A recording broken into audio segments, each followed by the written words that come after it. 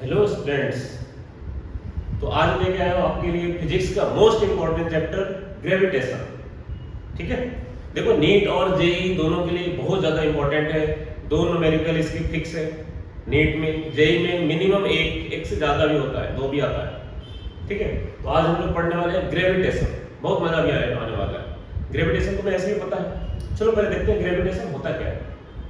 ठीक है, ग्रेविटेशन तो उसके लिए ग्रेविटी फोर्स समझना होगा, gravitational force.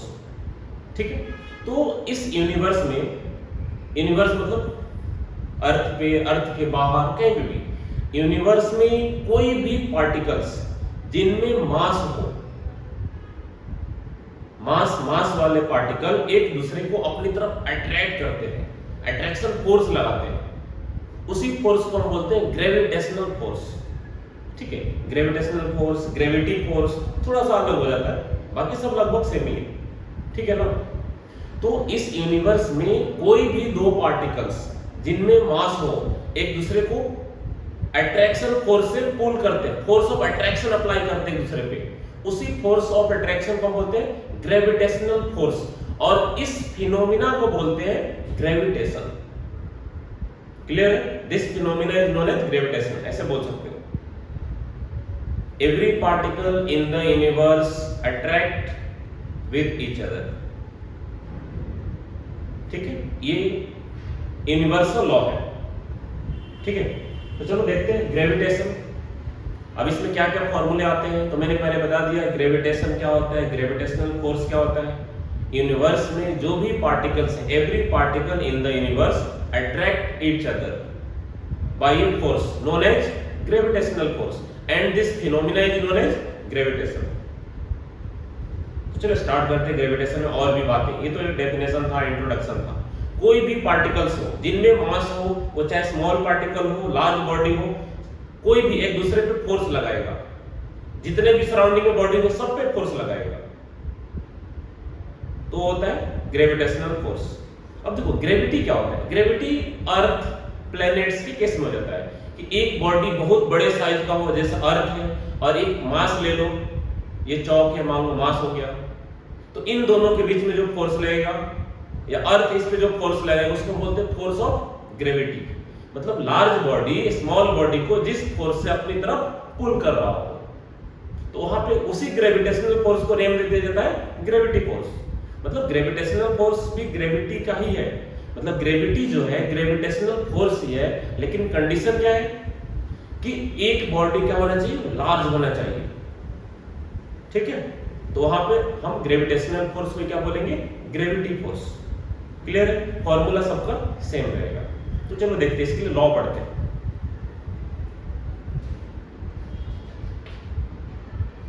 Universal gravitational law.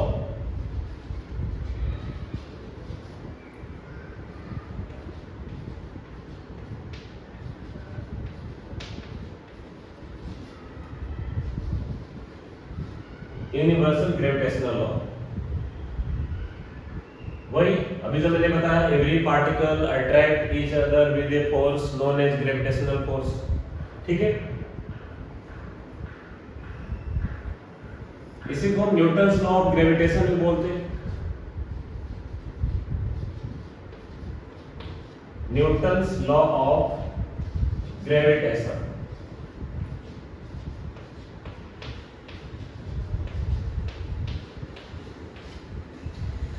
ठीक है, इसको हम इनवर्स लॉ भी बोलते हैं, इनवर्स स्क्वायर लॉ। इसका मतलब भी समझ में आएगा।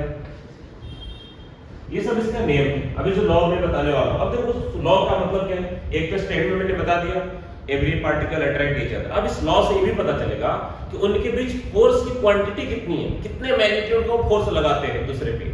वो कैलकुलेशन करने के लिए न्यूटन्स लॉ ऑफ ग्रेविटेशन पढ़ना होगा कि दो बॉडी के बीच में फोर्स कितना लग रहा है, उनके मास गिवन होंगे, डिस्टेंस गिवन होगा, उस बेसिस पे हम उनके बीच फोर्स कैलकुलेट करेंगे।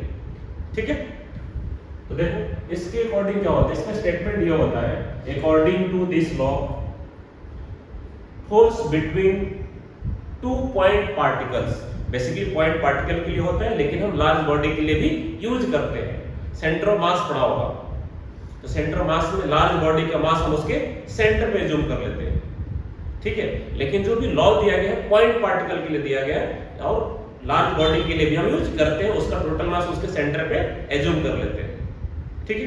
तो इसमें स्टेटमेंट ये होता है according to this law force between 2 point particles is directly proportional to product of their masses and inversely proportional to a square of distance between them। ये स्टेटमेंट लिख सकते हो। तो देखो इसको समझाता हूं मैं।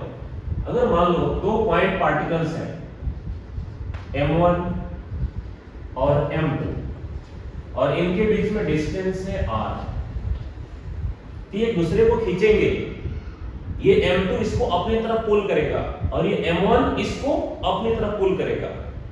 इक्वल एंड अपोजिट फोर्स से ये पुल करते हैं। यहाँ पे एक्शन रिएक्शन पेयर भी क्रिएट होता है, न्यूटन्स थर्ड लॉ में पढ़ा था, एक्शन रिएक्शन, ठीक है। इक्वल एंड अपोजिट फोर्स एक दूसरे पे लगाते हैं और ये कांटेक्ट में नहीं है, दूर से ही लगाते हैं, इनको टच लाने की जरूरत नहीं है, दूर रखो दो मास एक दूसरे को खींचेंगे।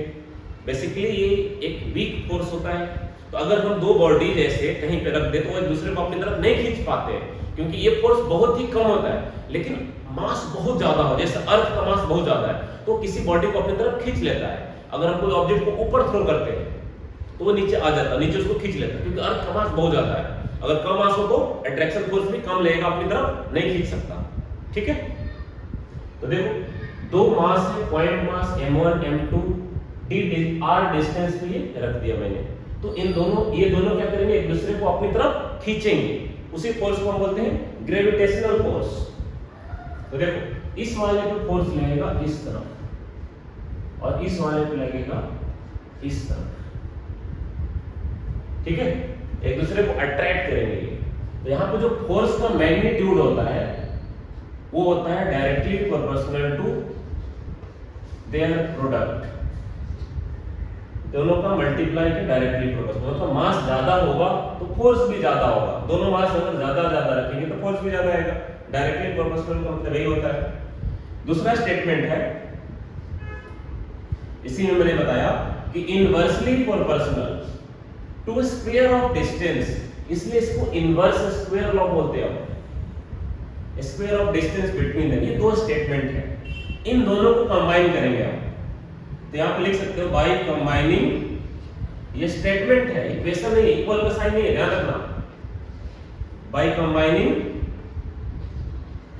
1 and 2, तो इसको ऐसा लिख सकते हो दोनों स्टेटमेंट को एक साथ, फोर्स डायरेक्टली प्रोपोर्शनल टू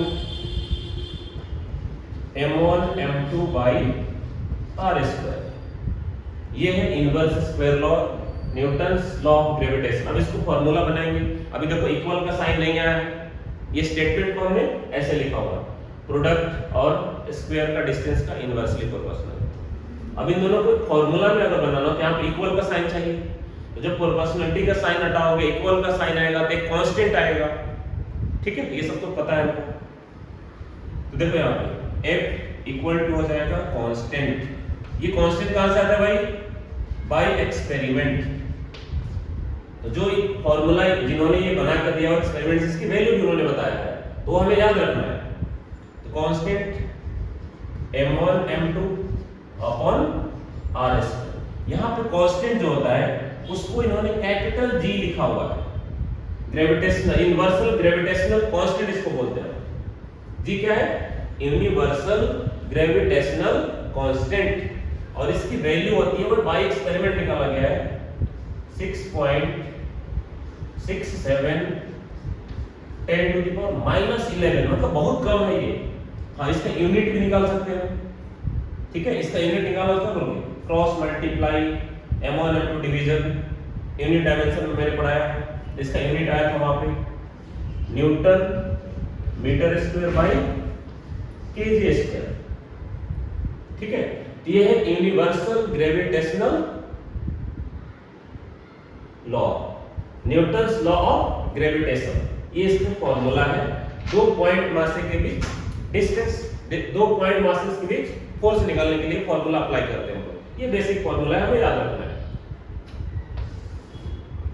ये हो गया force equal to G m1 m2 upon R square, ऐसा कुछ ये है फॉर्मूला। तो फोर्स तो जानते हो न्यूटन, जी का हो गया ग्रेविटेशनल कांस्टेंट। हाँ, जी का यूनिट डायमेंशन में निकाल सकते हैं, जो कि यूनिट डायमेंशन में तुम्हें बताया गया है।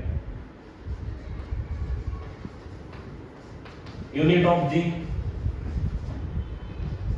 डायमेंशनल फॉर्मूला ऑफ जी, है ना। वीडियो को पॉज करके लिख सकते हो, वहां पे देख सकते हो कैसे कराया था मैंने यूनिट डायमेंशन। ठीक है, चलो मैं बता देता हूं। G इक्वल टू यहाँ पे क्रॉस मल्टीप्लाई, तो f r square by m1 m2, unit dimension में सेम बताया है। तो यहां से आया था f का होता है न्यूटन, ये जाके मल्टीप्लाई मीटर स्क्वायर, तो newton metre square upon mass KG दो बार। उसी तरह से इसका डायमेंशन निकाला था हमने, g का डायमेंशन निकालने के लिए f r square by m1 m2 में फोर्स का आता है, r स्क्वायर का भी आता है, ये दोनों मल्टीप्लाई में है, और m1 m2 दोनों डिवाइड में है। तो वहां पे आया था, देख लो m-1, ठीक है, L3 t-2, ऐसा आया था। ये था g का डायमेंशन। कैसे? f r square by m1 m2, f का रखो, r स्क्वायर का भी रखो, m1 m2 का भी रखो, तो ये आ जाएगा। ठीक है, तो ये हुआ अपना न्यूटन्स लॉ ऑफ ग्रेविटेशन, जिसमें हमने दो पॉइंट मासेस के बीच फोर्स का फॉर्मूला निकाला। अब देखो फोर्स का डायरेक्शन किधर है, तो इसमें ये जो दोनों पॉइंट मासेस है, इन दोनों का जो लाइन ज्वाइनिंग है, उसी लाइन के अलोंग फोर्स का डायरेक्शन होगा। फोर्स ऐसे वेक्टर क्वांटिटी होता है ना, तो उसका डायरेक्शन भी जरूरी है। तो दोनों पॉइंट मास को ज्वाइन करने वाला जो लाइन ऑफ ज्वाइनिंग है, उसी के अलोंग होगा। तो इसके क्या होगा, उस तरफ, उसकी तरफ m2 की तरफ, m2 का फोर्स m1 की तरफ, अलोंग द लाइन ज्वाइन, इधर उधर नहीं, दोनों को ज्वाइन करने वाला स्ट्रेट लाइन होगा, उसी के अलोंग होता है फोर्स। क्लियर है? इसका वेक्टर फॉर्म भी देख लेंगे। तो देखो ये m1 में फोर्स है इस तरफ, इसको फोर्स को बोलते हैं फोर्स ऑन 1 बाई 2, ऐसे लिखा जाता है वेक्टर फॉर्म में, फोर्स ऑन 1 बाई 2, तो 1 2 ऐसे लिखो, इसमें वेक्टर दे देंगे। अब इसमें जो फोर्स देखना हो, तो force on 2 vector form by 1 ऐसे लिखते हैं।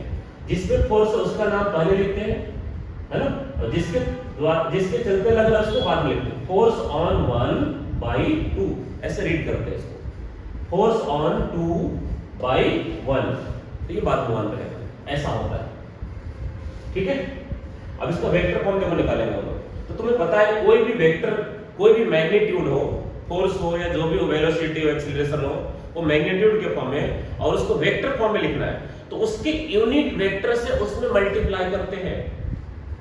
वेक्टर का कंसेप्ट है ये, यूनिट वेक्टर से मल्टीप्लाई कर दो, क्या होगा, वेक्टर के फॉर्म में आ जाएगा। ठीक है, तो देखिए करते हैं नेक्स्ट पेज पे।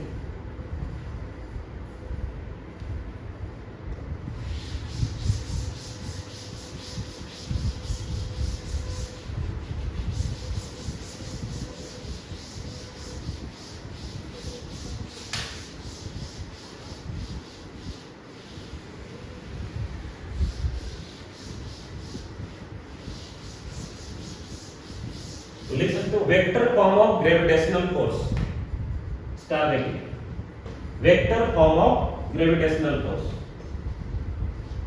वेक्टर फॉर्म देखेंगे इसका। तो देख, अभी मैंने जो डायग्राम बनाया था,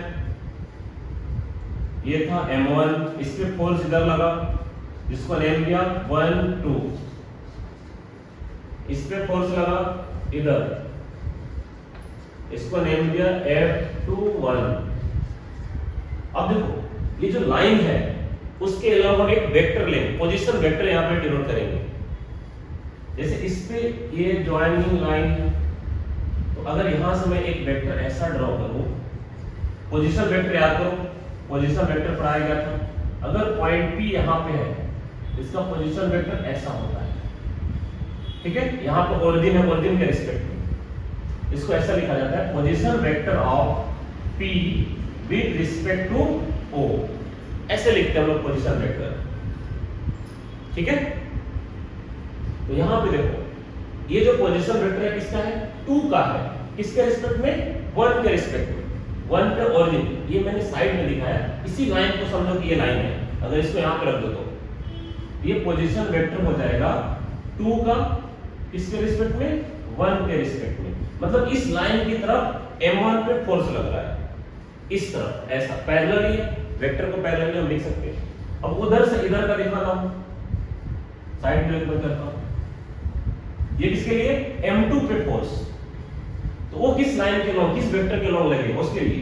तो ये जो है पोजीशन वेक्टर है 1 का विद रिस्पेक्ट टू 2, क्योंकि इसका ओरिजिन कहां है, 2 के पास है और हेड है 1 के पास। ऐसे पोजीशन वेक्टर लिखा जाता है, ये वेक्टर में पढ़ाया जाता है। तो यहां पे देखो होता है पोजीशन वेक्टर और ये 1 विद रिस्पेक्ट टू 2, ऐसे लिखा जाता है पोजीशन वेक्टर।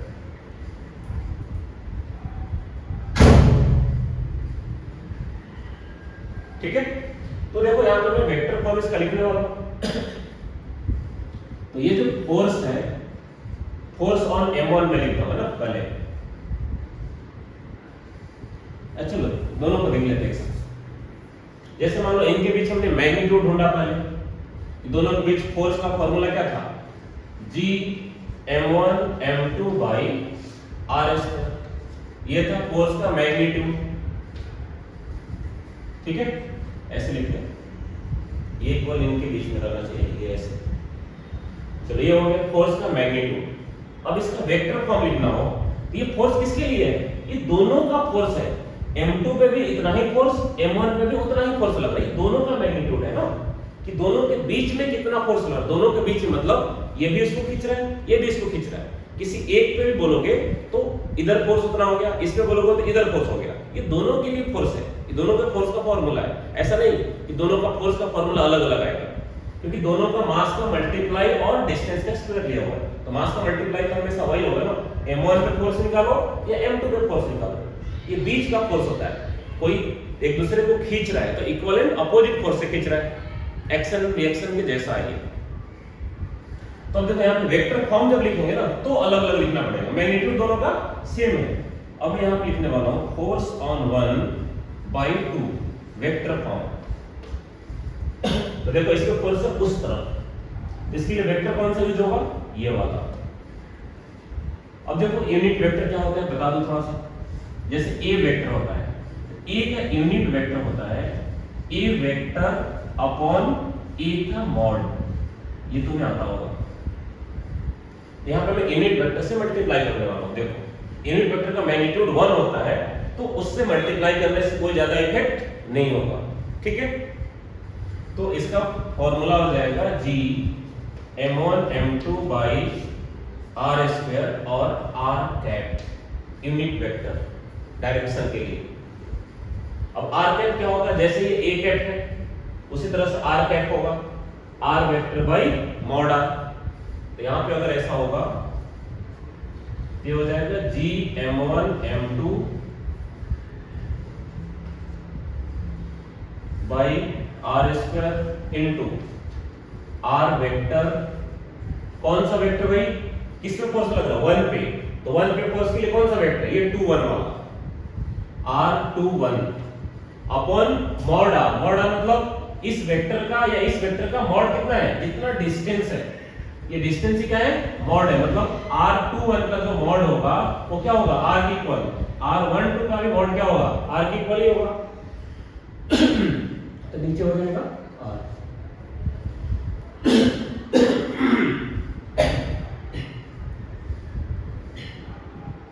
तो देख लो ये फोर्स का फॉर्मूला आ जाएगा यहां से वेक्टर के फॉर्म में, G m1 m2 upon r3, और यहां पे r21 वेक्टर, ये वेक्टर फॉर्म। फोर्स ऑन 1 है, उसी तरह से फोर्स ऑन 2 भी निकालेंगे हम। बस डिफरेंस क्या हो जाएगा, फोर्स ऑन 2 जो होगा वो डायरेक्शन इधर हो जाएगा, तो ये यूज ना होके ये यूज होगा। मतलब r21 यहाँ पे है, वहां पे क्या हो जाएगा, r12 हो जाएगा, क्योंकि r12 और r21 क्या है, इक्वल तो है लेकिन डायरेक्शन में अपोजिट है। ठीक है, ये है फोर्स ऑन 1, इसको रीड करो। उसी तरह से फोर्स ऑन 2 भी लिखेंगे हम लोग।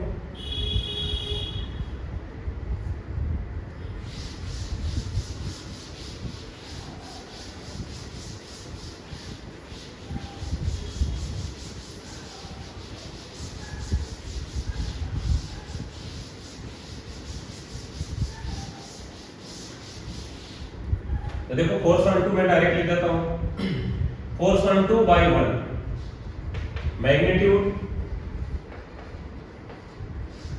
इनटू आर कैट 2 पे इस तरफ 2 से शुरू होगा 1 की तरफ पोजीशन वेक्टर, ये ऐसा आ जाएगा G m1 m2 by R square into r12 upon इसका मैग्नीट्यूड नीचे रहेगा r, इसका मैग्नीट्यूड ये क्योंकि लेंथ जो होता है वही मैग्नीट्यूड होता है। ये हो गया f21 जी m1 m2 upon r power 3 और ये r12 वेक्टर, ठीक है। ये 2 पे, अब देखो इन दोनों में दोनों का डायरेक्शन क्या है, अपोजिट है, मैग्नीट्यूड क्या है, इक्वल है। इसको तुम ऐसे लिख सकते हो कि force on 1 by 2 vector form equal to होगा negative of force on 2 by 1 का वेक्टर फॉर्म। इन दोनों में यही रिलेशन है, दोनों का मैग्नीट्यूड क्या है भाई, इक्वल, दोनों का मॉड सेम है लेकिन डायरेक्शन क्या है, अपोजिट है। ये मैग्नीट्यूड किसके इक्वल था, जी m1 m2 by R square. ये दोनों इक्वल एंड अपोजिट है, एक्शन रिएक्शन पेयर यहाँ पे क्रिएट होता है, ठीक है। ये था तुम्हारा न्यूटन्स लॉ ऑफ ग्रेविटेशन। इससे हमें क्या होगा, दो पॉइंट मास के बीच फोर्स निकालने का फॉर्मूला मिला, ठीक है। अब देखो इसको अप्लाई करेंगे, कुछ एग्जांपल सॉल्व करेंगे हम लोग, है ना।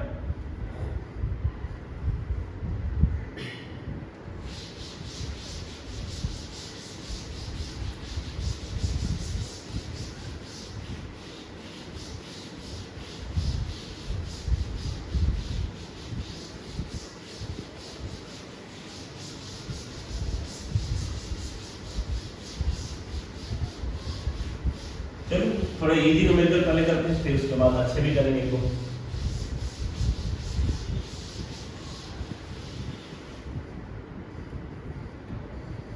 चलो देखते हैं, पहले दो पॉइंट मास के बीच फोर्स निकालना हो, कोई टेंशन नहीं। मान लो यहाँ पे 10 kg का मास, इस फोर्स को हम सेंट्रल फोर्स भी बोलते हैं, ठीक है। क्यों बोलते हैं भाई, क्योंकि ये बॉडी के सेंटर पे अप्लाई करते हैं। अगर बड़ा मास हो तो मैंने बताया सेंटर ऑफ मास में जैसे हम टोटल मास को सेंटर पे एज्यूम करते हैं वैसे सॉल्व करते हैं, तो ये सेंटर टू सेंटर फोर्स लगता है। अगर दो लार्ज साइज का बॉडी है दोनों, तो दोनों के सेंटर को ज्वाइन कर दो, उसके अलॉन्ग फोर्स लगेगा, इसलिए हम इसको सेंट्रल फोर्स भी बोलते हैं।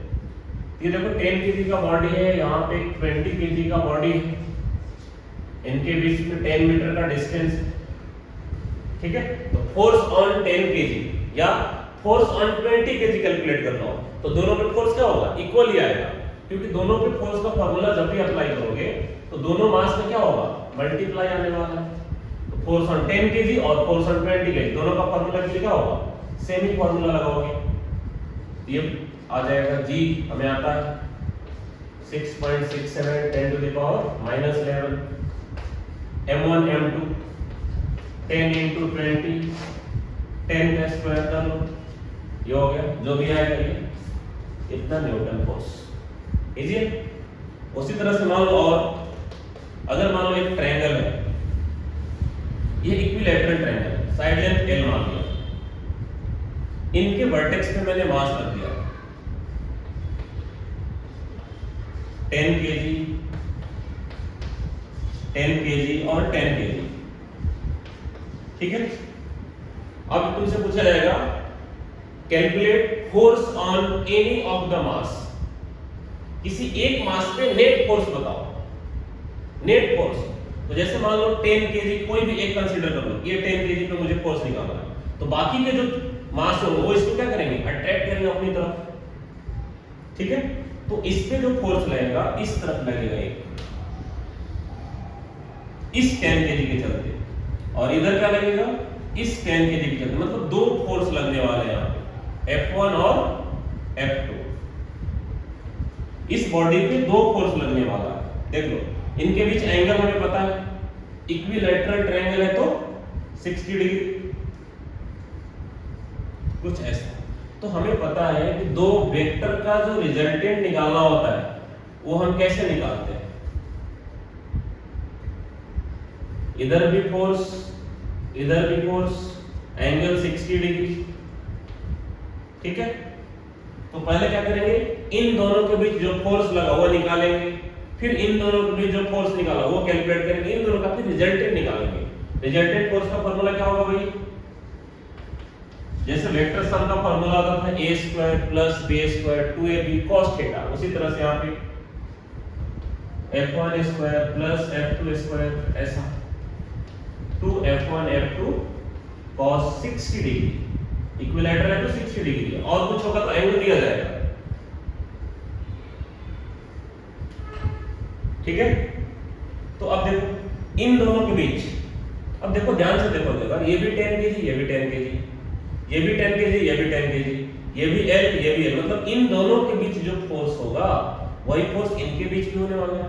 मतलब ये दोनों फोर्स क्या होंगे, इक्वल इक्वल होंगे।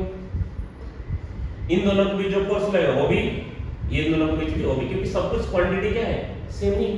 तो F1 F2 क्या है, इक्वल है, तो इसको हम ऐसे भी लिख सकते हैं, F1 F2 को हटा के सिर्फ F लिख सकते हैं। cos 60 होता है 1/2, ये कैंसिल हो गया, ये भी f स्क्वायर हो जाएगा। तो देखो f स्क्वायर दोनों मिलकर ये हो गया 3f स्क्वायर। तो 3f स्क्वायर में से रूट में रह जाएगा 3 और f आ जाएगा बाहर,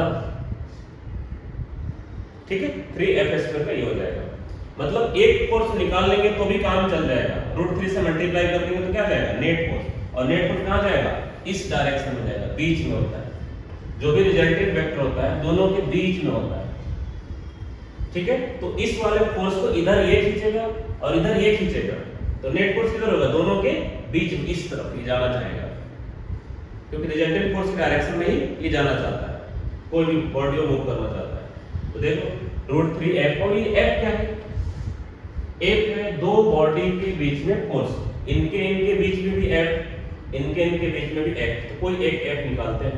तो f का फार्मूला क्या होगा भाई, Gm1 m2 by r square, g तो हमें आता है, ये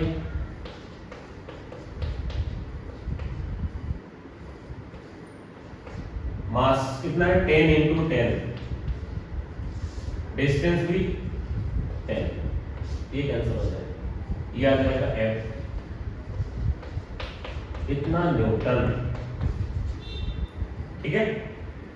L है, सॉरी L 10 नहीं है, चलो मान लो L = 10 ले लिया मैंने, ऐसा कुछ 10 मीटर ले लिया, सेंटीमीटर लेंगे तो फिर मीटर में चेंज करेंगे हम लोग ना, ये 10 हो गया, तो वहां पर 10 मैंने रख के सॉल्व कर लिया, कुछ भी हो जो भी हो तो वही रखेंगे। हाँ ये हुआ f, लेकिन हमें f रिजल्टेंट चाहिए, f रिजल्टेंट देखो कितना है, √3f, मतलब √3 टाइम्स ऑफ दिस, ये हो गया फाइनल आंसर, ऐसा, ठीक है। तो इस टाइप के न्यूमेरिकल्स और थोड़ा सा हम इसमें दूसरे चैप्टर के कांसेप्ट में मिक्स करेंगे।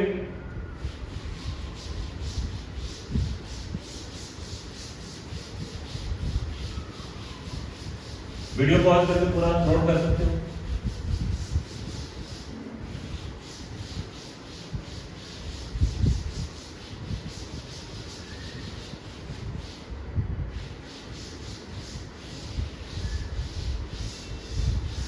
तो एक अच्छा सा न्यूमेरिकल करते हैं, बढ़िया यही का,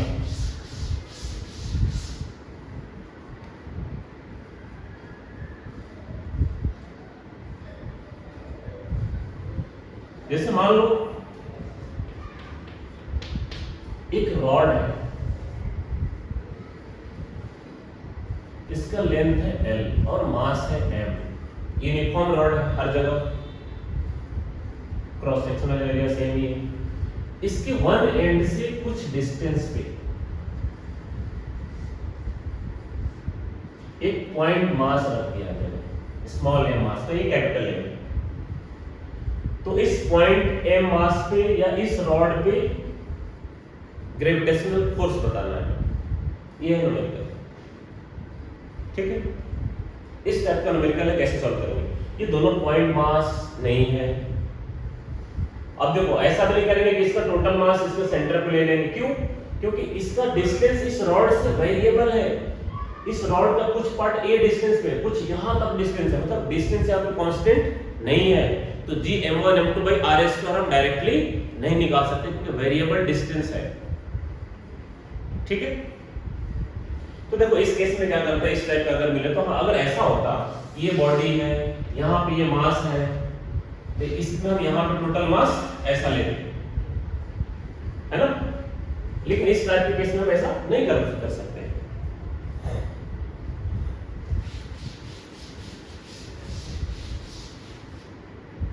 तो देखो इस टाइप के न्यूमेरिकल में क्या किया जाता है, यहां से कोई एक पार्ट कंसीडर कर लेते हैं इस मास से x डिस्टेंस पे, x डिस्टेंस पे आके हम एक dx लेंथ कट कर लेते हैं जिसका मास होता है dm। याद करो सेंटर ऑफ मास चैप्टर में ऐसा पढ़ा होगा,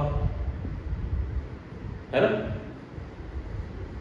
जो वेरिएबल वाले होते क्या करते हैं, x डिस्टेंस पे जाके एक स्ट्रिप कट करते हैं वेरी स्मॉल dx लेंथ का, उसका मास क्या लेते हैं हम, dm। अब क्या करेंगे हम, इस dm मास के चलते पहले हम इस पे फोर्स निकालेंगे दोनों के बीच, इस dm वाला मास और इस m वाले मास का, इनके बीच निकालेंगे। ठीक है, क्योंकि x डिस्टेंस हमने मान लिया है, क्योंकि हर जगह डिस्टेंस, यहाँ पे देखो ये डिस्टेंस है, यहाँ पे कुछ और है, यहाँ पे कुछ और है, यहाँ पे a प्लस l है, मतलब ये डिस्टेंस वेरिएबल है ना। तो वेरिएबल के केस में क्या करते हैं, स्मॉल पार्ट का पहले कैलकुलेट करते हैं, फिर इंटीग्रेट करते हैं जहां से जहां तक वेरिएबल हो।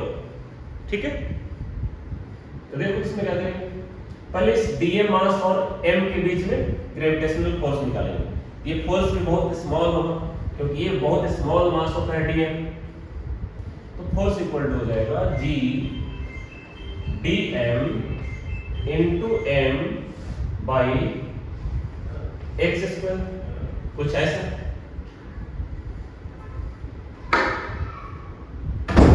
ठीक है ना। अभी dm क्या है, dm हमें पता है, dm तुम्हें आता है, जैसे देखो l लेंथ का मास है m, तो यूनिट लेंथ का मास होगा m by l, तो dx लेंथ का मास कितना होगा, m by l into dx, यही तो है dm। ये सब सिखाया जाता है, रोटेशनल में आता है, सेंटर ऑफ मास में भी आता है। ठीक है ना, ऐसे dm मास निकल जाता है, तो dm मास को वहां पे पुट कर लेंगे। चलो तो देखो इसको लिख देता हूं, df ये स्मॉल एलिमेंट के चलते फोर्स है, तो g हो गया, dm हो जाएगा m by l into dx into m upon x। ठीक है, तो जो भी पार्ट कांस्टेंट है तो उसको हम बाहर निकालते हैं, और जो वेरिएबल पार्ट है उनको क्या करते हैं, इंटीग्रेट करते हैं। तो देखो g constant, total mass of rod ये भी कांस्टेंट, टोटल लेंथ भी कांस्टेंट, ये भी कांस्टेंट, स्मॉल मास। तो वेरिएबल तो क्या क्या है, dx और नीचे x², मतलब डिस्टेंस तो वेरी कर रहा है। इस m मास से इसका वन एंड है a पे और बाकी का है लास्ट में a प्लस l पे, बाकी बीच में डिस्टेंस वेरिएबल है। तो जो वेरिएबल वाला पार्ट है उसको हम एक साथ रखेंगे अलग। अब देखो क्या करेंगे, इस पॉइंट मास के चलते हमने इन दोनों के बीच क्या किया, फोर्स निकाला। अब उस फोर्स को क्या करेंगे, हम इंटीग्रेट करेंगे। तो इंटीग्रेट करेंगे क्या हो जाएगी, 0 से f तक जाएगा, इधर हो जाएगा f total force, total force by rod या ऑन रॉड, दोनों एक ही बात है। अब ये देखो ये कांस्टेंट पार्ट है, इसको बाहर ही रखेंगे। हाँ, अब इधर लिमिट क्या देंगे, x कहां से कहां तक वेरी है, मतलब इस रॉड का डिस्टेंस कहां से कहां तक मिलेगा। तो इस m मास से जाते जाते सबसे पहला मास कहां मिला, e डिस्टेंस पे, और लास्ट वाला कहां मिला, a प्लस l पे। ये हो जाएगा इसका लिमिट, a से लेके a प्लस l तक। ठीक है, तो इसका इंटीग्रेट कर लेते हैं, g m m by L integration हो जाएगा 1/x इसमें क्या होता है -1/x इंटीग्रेशन आता है तुम्हें, ये हो जाएगा a से लेके a प्लस l तक, लिमिट पुट कर लो आ जाएगा आंसर। तो इस तरह से हम वेरिएबल का भी कर सकते हैं। देखो इसमें यहाँ पे क्या होगा -1/a plus l minus minus a/l हो जाएगा, ये कुछ ऐसा आ जाएगा। इंटीग्रेशन का लिमिट आता होगा वही ट्राई करेंगे, तो ये हो जाएगा 1/a minus 1/a plus l। देखो माइनस पहले लगा हुआ है ना, ये रखेंगे तो माइनस रहेगा और ये रखेंगे तो माइनस माइनस प्लस हो जाएगा, तो ये हो जाएगा फाइनल आंसर। तो इस तरह से रॉड का भी हम निकाल सकते हैं, ठीक है। चलो एक और अच्छा सा न्यूमेरिकल लास्ट बनाता हूं इस लेक्चर के लिए।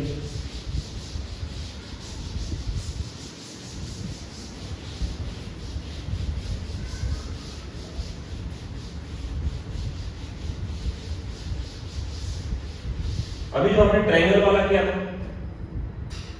कि ट्रायंगल है उसी टाइप का मान लो और थोड़ा सा चेंज करके न्यूमेरिकल आ सकता है कि एक ट्रायंगल है, इसके वर्टेक्स पे मास रख दिया, ये L L L है। तो देखो जब ऐसे हम तीनों को फ्रीली रख देंगे ना, ये तीनों खींचेगा आपस में और सेंटर पे जाके कोलाइड कर जाएगा, ठीक है। तो इस न्यूमेरिकल ऐसा बोला गया कि इन तीनों मास को कितना वेलोसिटी दिया गया कि ये सर्कुलर पाथ पे रोटेट होते रहे, ठीक है। इन तीनों को what velocity has been given to mass so that it can rotate on circular path. तो देखो ये कुछ ऐसा रोटेट होना चाहिए। अब देखो ये तुम्हें पता होगा कि अगर कोई सर्कुलर पाथ पे रोटेट हो रहा है तो उसमें सेंट्रीपिटल फोर्स होता है, सर्कुलर मोशन का कंसेप्ट। तो सेंट्रीपिटल फोर्स होता है mv²/r। इस टाइप का न्यूमेरिकल क्या करेंगे, what velocity has been given to mass. तो तीनों का स्पीड देना पड़ेगा, ऐसा नहीं कि एक को, तीनों को देना पड़ेगा और किधर अलोंग द टेंजेंट। तो वेलोसिटी हमें निकालना है कि ये अपने वर्टेक्स पे मेंटेन रहे, सेंटर की तरफ आके कोलाइड ना हो, ऐसा न्यूमेरिकल है। तो उस वर्टेक्स पे तीन मास है, उनको किस स्पीड से रोटेट कराया जाए कि वो अपने बीच का डिस्टेंस मेंटेन रखे, ठीक है। ये साइड लेंथ L है, तो पहले इसका हम रेडियस निकालेंगे। ये देखो रेडियस है सेंटर टू वर्टेक्स, ठीक है। तो सेंटर टू वर्टेक्स का डिस्टेंस निकालने आता है ट्रायंगल में, उसको हम ज्यादा डिस्कस नहीं करेंगे। ये देखो मीडियन होता है, मीडियन क्या होता है 2/3 होता है, 2/3 ऑफ मीडियन। ये है सेंटर टू वर्टेक्स डिस्टेंस, ये है r। अब ये d क्या है, जल्दी जल्दी देख सकते हो, d है √L² माइनस L/2² ठीक है। ये है d, तो ये जाएगा r यहां से। ये सब बेसिक चीजें। तो देखो सेंट्रीपिटल फोर्स जो सेंटर की तरफ होता है, तो किसी एक मास को अगर कंसीडर करते हो तो ये वाला क्या करेगा, इधर खींचेगा, ये वाला इस तरफ अपनी तरफ पुल करेगा। इन दोनों फोर्स का हमने नेट फोर्स निकाला, यही हो जाएगा रिजल्टेंट फोर्स ऑन वन मास, जो कि अभी थोड़ी देर पहले आया था। ये हो गया resultant force on one mass equal to √3f। याद करो जस्ट लास्ट न्यूमेरिकल में, लास्ट क्लास में √3 टाइम्स ऑफ Gmm/L²। ये दोनों के बीच फोर्स है जिसको हम F बोलते हैं। इधर भी इनके बीच भी फोर्स F होगा। F का रिजल्टेंट 60 डिग्री पे करोगे इक्विलेटरल है तो √3f आएगा। तो ये हो गया नेट फोर्स। और रेडियस कितना हो गया, यहां से रेडियस देखो कैसे निकाला हमने, मीडियन यहां से यहां तक होता है। चलो बता देता हूं, कोई टेंशन नहीं। ये हो गया L/2, ये हो गया L, ये है D। तो D आ गया, ये देखो 4 - 3 √3/2L है ना। 4 - 3 हो जाएगा 3/4 L²। ये आ गया √3/2L। इसका 2/3 करोगे तो यहां से रेडियस आता है, यहां से यहां तक के डिस्टेंस 3 पार्ट में डिवाइड होने पर ये 2 पार्ट होता है। तो 2/3 ऑफ √3/2L ये आता है L/2। √3 ये हो गया रेडियस। इस मैथमेटिकल में कैसे, तो देखो यहाँ पे आप इसमें सेंट्रीपिटल फोर्स का फार्मूला अप्लाई करेंगे, ये हो जाएगा mv²/r। सेंट्रीपिटल फोर्स ये वाला, मास यही है, v फाइंड करना है, r ये L/√3, तो यहाँ से क्या आ जाएगा v निकाल सकते। तो इस तरह का हम न्यूमेरिकल सॉल्व कर सकते हैं। ठीक है, तो आज के वीडियो में इतना ही। नेक्स्ट वीडियो में हम लोग क्या पढ़ेंगे भाई, देखो बहुत सारा भी टॉपिक है, acceleration due to gravity, gravitational field, gravitational potential. ठीक है, तो आज का ये चैप्टर जो था ग्रेविटेशनल फोर्स से रिलेटेड था। ठीक है, तो आज के लेक्चर में बस, फिर मिलेंगे नेक्स्ट लेक्चर में।